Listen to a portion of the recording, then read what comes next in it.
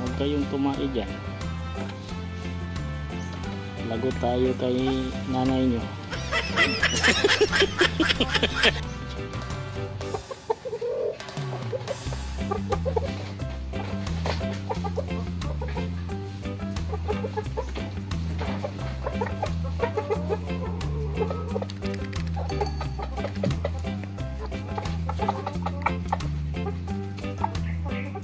So yung mga lalaki talaga kanya-kanyang diskarte para lalapit yung babae, no?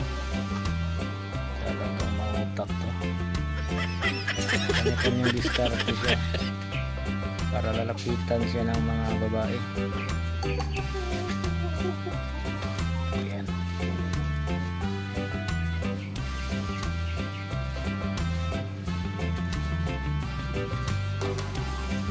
Pero yung nabili nating BE doon, yan ang ipalit natin kay George.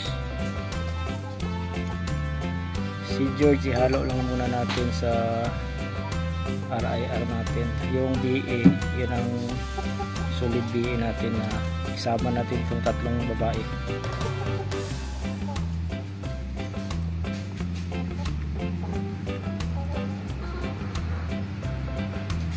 So para sa mga gustong mag-aalaga, inshallah pag makaproduce na tayo ng egg, binta lang natin ng mura. Pati yung sisiw mura lang, pang feeds lang natin para marami tayong mag-aalaga para sa ano lang konsumo sa bahay natin ng mga itlog. Si George, malaki to si George pero mabait, hindi nanunuka, hindi katulad ni Luloy. Nanunuka yan si Luloy, nanunuka yan. Itong si George, napakabait ni George, hindi talaga siya nanunuka. Paghawakan mo hindi siya nanunuka. So yung mga alaga natin, no, masayang masaya sila pag pinakawala natin. Talagang gusto ko, hoy, may ano yan, may apoy dyan, baka mapasok ka dyan.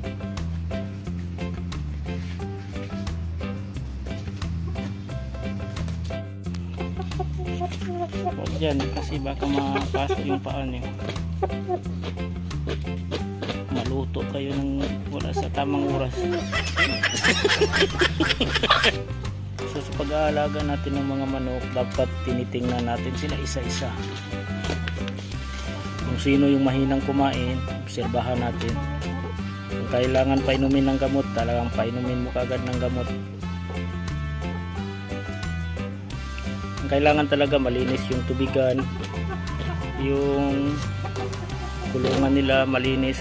Alis ka dyan, baka mapasok ka.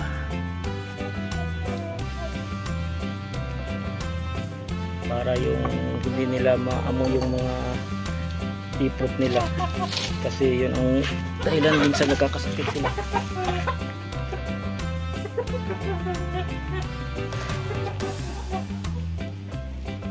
So mapakawalan lang natin sila no pag nandito tayo, kasi binabantayan natin sila. Baka minsan kasi lumilipad sila isa yung parang sa saya nila, talagang yung pakpak nila talagang gusto nilang lumipad, para parang exercise yata nila yun. Baka lumampas sa bakod. Kaya pag pinakawala natin sila, binabantayan natin sila dito. Kaya